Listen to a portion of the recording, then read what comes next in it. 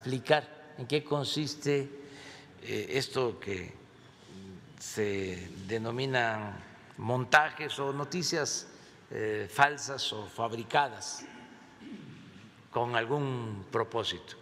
Entonces vamos con Genaro y luego la licenciada Olga Sánchez Cordero va a tratar el tema relacionado con este montaje, con este asunto que vamos a ver ahora. Adelante, Genaro. Gracias, presidente. Gracias, presidente.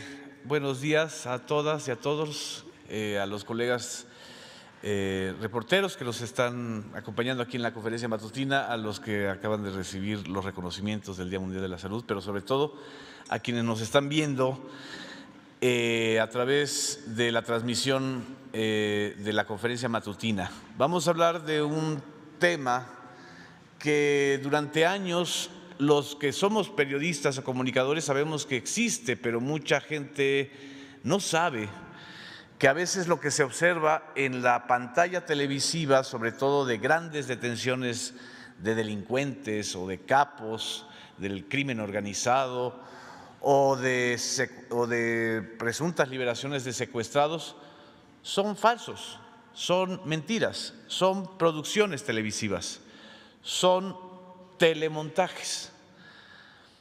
Los telemontajes son tan antiguos como los medios masivos. Hubo un comunicador, luego cineasta extraordinario llamado Orson Welles, que a los 20 años conmocionó a Estados Unidos con una transmisión radiofónica, haciendo creer que había una invasión extraterrestre. Y los norteamericanos lo creyeron. Bueno, los norteamericanos en ese momento creían muchas cosas.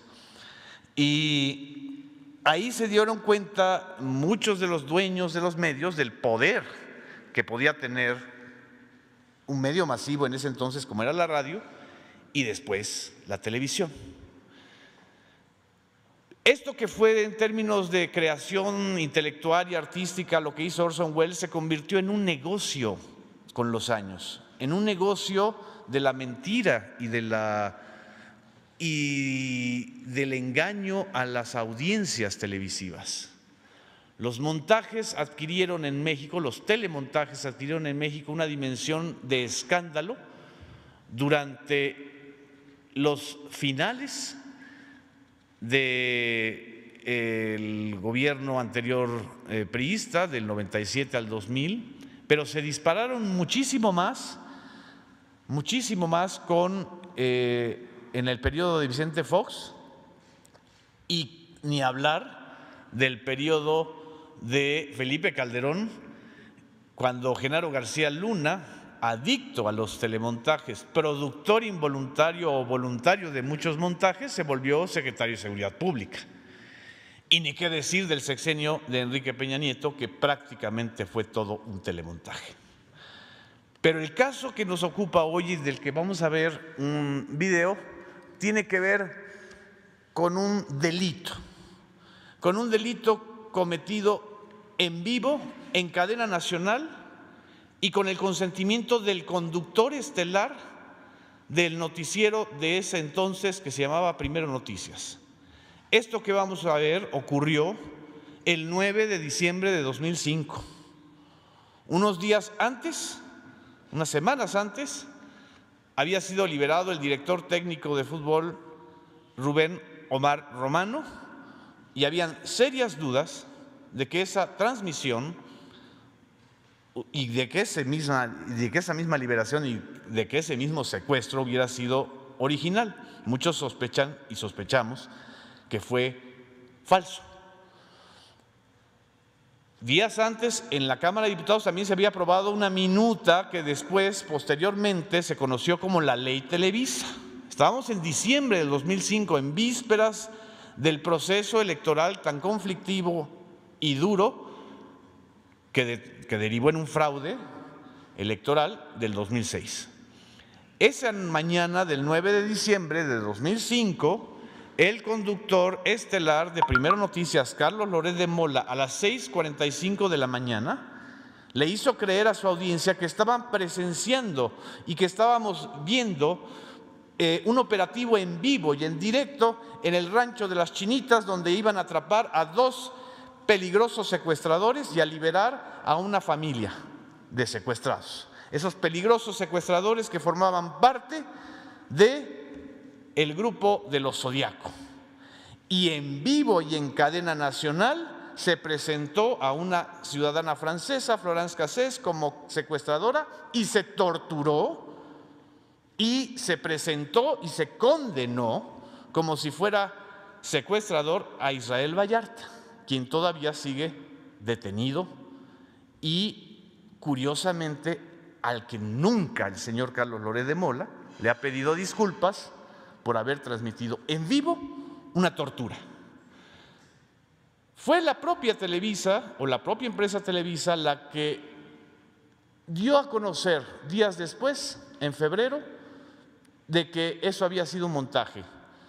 La reportera Yuli García lo dio a conocer, corrieron al reportero que hizo la transmisión, Pablo Reina.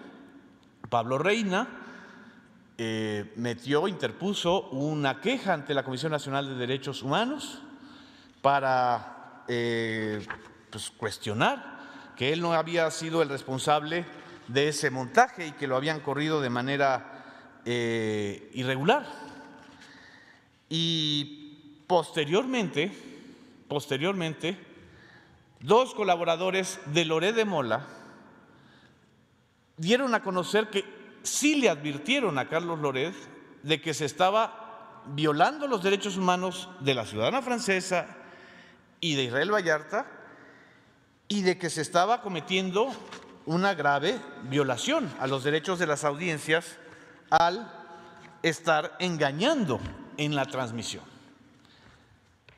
Laura Barranco, colaboradora de Carlos Loret de Mola, ha señalado que en 13 ocasiones le dijo a Loret: para ya. Y también en su libro Cassés, la reconstrucción del montaje de Televisa, el excoordinador de información de Primero Noticias, Juan Manuel Magaña, escribió que algunos oyeron al conductor Carlos Loret de Mola decir en el estudio: esto está bueno, está chingón. ¿Será que se pueda regresar? Vamos a ver en este momento un fragmento de esa transmisión que duró 40 minutos y que provocó posteriormente, y la ministra Olga Sánchez Cordero nos va a poder ilustrar sobre este punto, que la primera sala de la Suprema Corte de Justicia ordenara en 2013 la liberación de Florence Cassés por la violación al debido proceso que consistió este telemontaje. En realidad, hay más allá de una violación al debido proceso, hay muchas cosas. Es un engaño abierto y crudo a los mexicanos y desgraciadamente dejó escuela, porque hay muchos que repiten esta escuela. La impunidad que genera el mentir, el fabricar una realidad en la pantalla televisiva o en la radio con fines de rating es muy grave, porque ahora también lo están haciendo en redes sociales, como lo mencionó el presidente de la República en el caso de este señor que finalmente sí recibió una vacuna, pero se armó se editó el fragmento de un video que circuló en redes sociales para hacer creer que hay una vacunación falsa en algunos casos. De esa escuela de las mentiras viene esto. Y creo que este fragmento nos puede ilustrar de realmente lo que ha ocurrido en los últimos años en muchas transmisiones y que esperamos no vuelva a ocurrir en los medios masivos de comunicación ni en las redes sociales, y que cuando ocurra se señale y se sancione por parte de las audiencias a esos periodistas, a esos comunicadores que violan los más elementales códigos de ética al engañar. Gracias.